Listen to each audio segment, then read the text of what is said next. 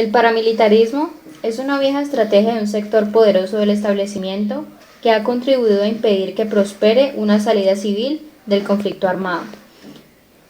En Colombia, casi todo campesino puede decir que su padre o su tío o su abuelo fue asesinado por la fuerza pública, por los paramilitares o por las guerrillas. Es la diabólica inercia de la violencia que desde antes de 1948, año del asesinato de Gaitán, ha dejado más de 1 millón de muertos. Decidí escribir este libro cuando abrí la puerta del piso al que llegué en Barcelona, una tarde triste y oscura de febrero.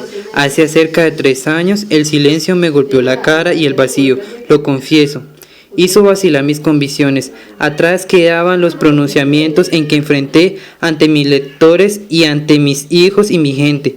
Las amenazas de muerte firmadas por los paramilitares, amenazas que no fueron las únicas ni las más peligrosas. Mi exilio se remonta al tiempo en que arrumé los libros, dejé de escribir informes técnicos y abolí la pretensión de entender nuestra realidad desde un escritorio. El rompimiento se produjo cuando a comienzos de los años 80 me topé con una anciana que me contó su vida, que había sido una continua huida. Su relato era tan apasionante que los tratados de sociología y los libros de historia patria dejaron de tener el sentido que antes tenían para mí. Entendí que el camino para comprender no era estudiar a la gente, sino escucharla, y me di obsesivamente a la tarea de recorrer el país con cualquier pretexto para romper la mirada académica y oficial sobre la historia. Escribí lo que veía, lo que me contaban. Unas veces grababa, otras tomaba notas e inclusive apelé al video, pero los relatos, a pesar de recurrir al lenguaje de los viajeros del siglo XIX, llegaban a poca gente, a muy poca. Yo andaba insatisfecho. El mundo que los campesinos me mostraban llegaba al mismo círculo de siempre. Fue así como metiendo primero un dedo, luego la mano y por último el brazo llegué a los periódicos. Al principio creo que la gente me leía con una mezcla de estupor e incredulidad, pero poco a poco fue cogiéndoles afecto o antipatía a los personajes que describían en mis crónicas y reportajes o en una columna semanal. Entonces tuve que enfrentar un nuevo problema. Mientras más lectores se interesaban y defendían mis versiones sobre el país, más enemigos aparecían. El corolario fue que cada día mis viajes se hicieron más difíciles. Los relatos, por simples que fueron, eran de hecho una denuncia contra un terrateniente, un gamonal político, una autoridad competente, un capitán del ejército o un comandante guerrillero. Escribí lo que veía, lo que me contaban, unas veces grababa, otras tomaba notas e inclusive apelé al video. Pero los relatos, a pesar de recurrir al lenguaje de los viajeros del siglo XIX, llegaban a poca gente, a muy poca. Yo andaba insatisfecho, el mundo que los campesinos me mostraban llegaba al mismo círculo de siempre. Fue así como metiendo primero un dedo, luego la mano y por último el brazo llegué a los periódicos.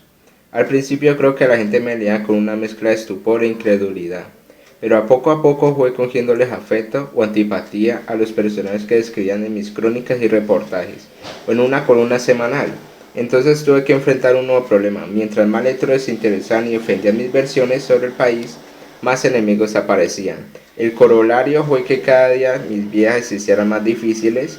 Los relatos, por simples que fueran, eran de hecho una denuncia contra un terrateniente, un gamonal político, una autoridad competente, un capitán del ejército o un comandante guerrillero. Por aquella época, el gobierno de Samper me nombró asesor externo del consejero de paz, un puesto que me permitía dar mis opiniones sin que ellas me comprometieran con la política gubernamental.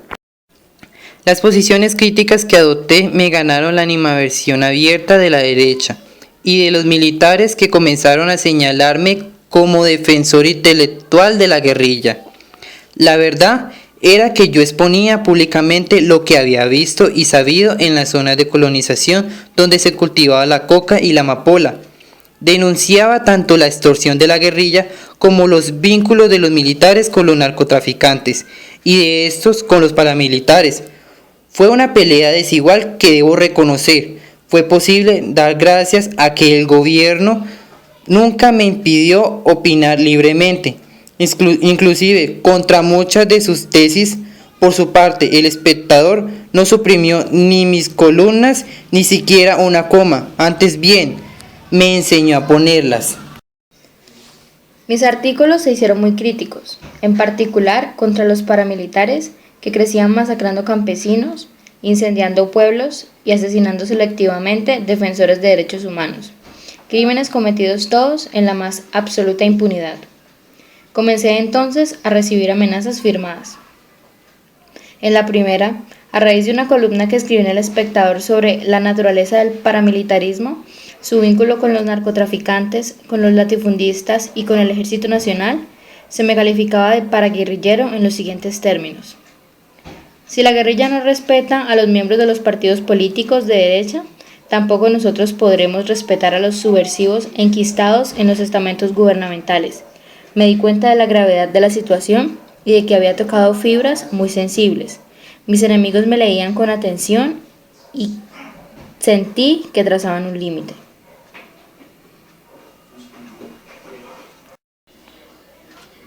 A causa de las amenazas ya publicadas, me llamó a su despacho el comandante del ejército para ofrecerme protección.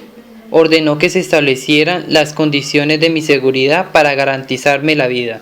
En efecto, una comisión visitó mi casa y concluyó que debía arrancar todos los árboles que la rodeaban, instalar reflectores, alarmas, garitas, usar carro blindado y conseguir guardaespaldas de día y de noche. Sobra decir que ninguna de estas medidas sería costeada por la seguridad del Estado. Insistí en que el presidente Pastrana, a pesar de sus buenas intenciones, no lograría avanzar por el camino de la paz, sino confrontar con determinación a los paramilitares.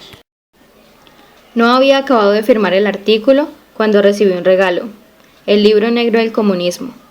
La conocida y rigurosa investigación realizada por el equipo de la RNC, con una dedicatoria manuscrita en la que se me decía de una manera enigmática que la historia reserva un lugar adecuado para quienes la trazan y otro para quienes la tuercen.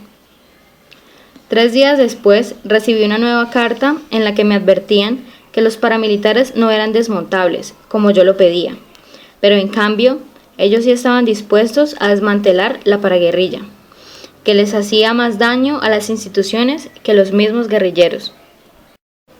El paramilitarismo reviró de inmediato.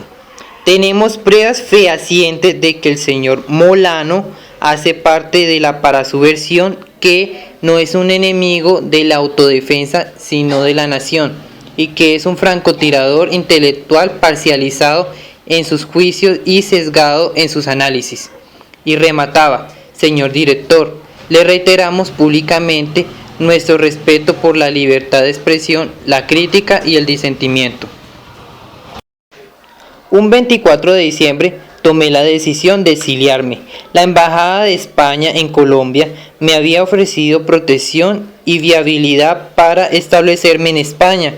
Desde que comenzaron las amenazas había previsto una salida semejante, pero era difícil saber cuándo se cruzaba la raya.